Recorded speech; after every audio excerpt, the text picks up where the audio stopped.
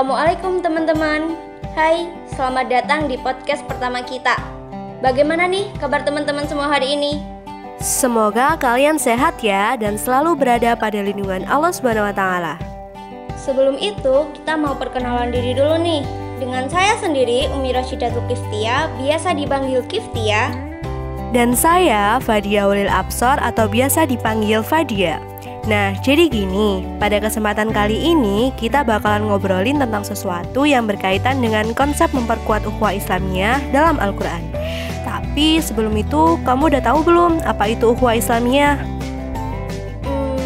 Kalau secara umum sih aku tahu artinya, persaudaraan kan? Tapi secara lebih mendalamnya belum tahu sih, bisa bantu jelasin? Dengan senang hati dong, ukhuwah Islamiyah itu merupakan hubungan persaudaraan antar umat Islam yang berlandaskan Al-Quran dan hadis, guna menciptakan dan menguatkan perasaan kasih sayang antar umat Islam. Dan kamu tahu nggak sih kalau ada banyak banget ayat Al-Quran dan hadis yang menjadi pondasi ukhuwah Islamiyah, seperti kata Imam Al-Ghazali bahwa ukhuwah itu bukan pada indahnya pertemuan, tetapi pada ingatan seseorang terhadap saudaranya di dalam ingatannya. Oh iya, hal tersebut sesuai seperti pada salah satu ayat Al-Quran, yaitu surat Al-Hujurat ayat 10 yang berbunyi A'udzubillahi minasyaitonirrajim, Bismillahirrahmanirrahim, Innamal mu'minuna ikhwatung fa'asliku baina akhawaikum wattaqullaha la'allakum turhamun. Yang artinya, orang-orang beriman itu sesungguhnya bersaudara. Sebab itu, damaikanlah dan perbaikilah hubungan antara kedua saudaramu itu, dan takutlah terhadap Allah Subhanahu wa Ta'ala supaya kamu mendapat rahmat. Lalu, selain itu, apalagi ya yang berkaitan dengan ukhuwah Islamiyah? Nah, jika kita mendengar tentang persaudaraan, pasti bakalan ada nih dua sisi kondisi yang saling bertolak belakang, seperti kelebihan dan kekurangannya. Oh iya, contohnya?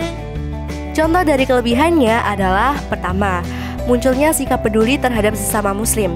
Sikap peduli di sini tidak hanya untuk membantu saat ada yang membutuhkan pertolongan saja, tetapi kita juga harus senantiasa peka terhadap lingkungan sekitar. Yang kedua, banyak didirikannya bangunan Islam. Dengan hal ini, maka syiar Islam dan hubungan antar umat muslim pun bisa menyebar luas. Dan yang terakhir adalah meningkatnya rasa saling menyayangi sesama muslim. Rasa kasih sayang ini bisa menghambat terjadinya perpecahan antar umat muslim. Aku udah sebutin kelebihannya nih, kamu bisa nggak nyebutin contoh kekurangannya? Kalau yang itu aku bisa dong, yakni 1. Munculnya isu terorisme. Hal ini dapat mengancam dan menimbulkan berbagai kekerasan terhadap umat Islam. Maka dari itu kita harus tetap selalu waspada dengan orang lain. 2. Maraknya pertentangan antar golongan. Pertentangan antar golongan merupakan salah satu faktor yang dapat menimbulkan perpecahan. Jadi kita harus berusaha untuk menjaga persaudaraan antar umat Islam agar tetap kokoh. 3. Merendahkan golongan orang lain. Biasanya sikap merendahkan golongan ini diberikan melalui perkataan atau perbuatan yang buruk. Dan untuk menangani hal itu kita harus menjaga lisan dan perbuatan kita. Oh iya, ngomongin soal persaudaraan yang baik dan buruk, kira-kira ada gak ya hadis yang menjelaskannya? Pasti ada dong. Rasulullah SAW pernah membuat gambaran indah tentang persaudaraan antar pemeluk agama Islam. Beliau bersabda, perumpamaan orang-orang yang beriman dalam saling mencintai, saling menyantuni sesama mereka adalah laksana kesatuan tubuh. Apabila satu bagian dari tubuh itu menderita sakit, maka seluruh badan turut merasakannya. Hadis riwayat Muslim. Sampai di sini, kalian sudah paham kan apa itu ukhuwah Islamiyah? Selanjutnya, langsung saja kita masuk ke topik pembahasan utamanya, yaitu bagaimana cara kita untuk memperkuat ukhuwah Islamiyah tersebut di dalam Al-Quran. Ukhuwah Islamiyah sangat mudah diucapkan. Yang sulit itu mempraktikkan pada kehidupan sehari-hari. Ada 5 cara yang harus diterapkan, yakni 1. Menutup aib saudara seiman. Bagi semua orang, aib itu bukanlah hal yang sepele dan ringan. Aib itu harus benar-benar ditutup rapat dan dijaga. Seperti pada sabda Rasulullah SAW yang artinya, barang siapa membela kehormatan saudaranya yang sesama muslim, maka hal itu menjadi penghalang untuknya dari api neraka. 2. Memaafkan sesama saudara seiman. Di dalam persaudaraan Islam selalu ada perbedaan pendapat. Maka dari itu, kita sebagai umat Nabi Muhammad SAW harus saling memaafkan. Rasulullah Shallallahu Alaihi Wasallam bersabda yang artinya, pintu-pintu surga dibuka pada hari Senin dan Kamis. Ampunan ilahi dilimpahkan kepada setiap hamba yang tidak menyekutukan Allah dengan sesuatu, kecuali yang menyimpan dendam kepada saudaranya. Tentang mereka dikatakan, tunggu, tunggu, dan tunggu, sampai mereka berbaikan. Hadis riwayat Imam Muslim. Selanjutnya untuk nomor 3 dan nomor 4, apakah kamu bisa jelaskan? Insya Allah pasti bisa. Selanjutnya yang ketiga adalah bertutur kata baik dan selalu positif kepada sesama muslim. Bertutur kata yang baik sangat penting untuk menjaga persaudaraan Islam. Allah Subhanahu wa taala berfirman, A'udzu billahi minasyaitonir rajim. Bismillahirrahmanirrahim.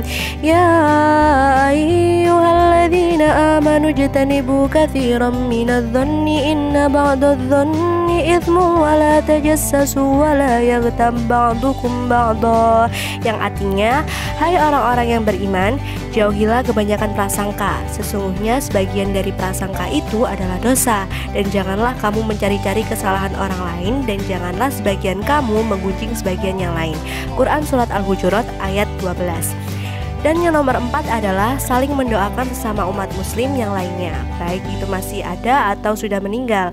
Doa yang baik akan kembali kepada kita. Maka dari itu sesama muslim lainnya harus saling mendoakan yang baik satu sama lain. Dan jika kita memiliki saudara yang jauh akan terasa sangat dekat. Salah satu contoh doanya yaitu Bismillahirrahmanirrahim. Rabbana ighfir lana wa li ikhwanina alladhina sabaquna bil imani wa la taj'al fi qulubina ghillan lil ladzina amanu rabbana innaka ra'ufur rahim. Nah, itu dia 5 langkah ukhuwah Islamiyah yang dapat kita terapkan dalam kehidupan sehari-hari menurut Al-Quran dan hadis. Jadi teman-teman semua, kesimpulannya adalah dengan saling menjaga satu sama lain, saling mengingatkan dan saling menyemangati antar sesama saudara Islam.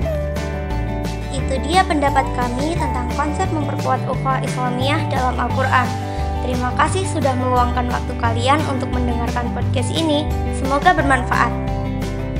Sampai jumpa dan tetap sehat selalu ya. Wassalamualaikum warahmatullahi wabarakatuh.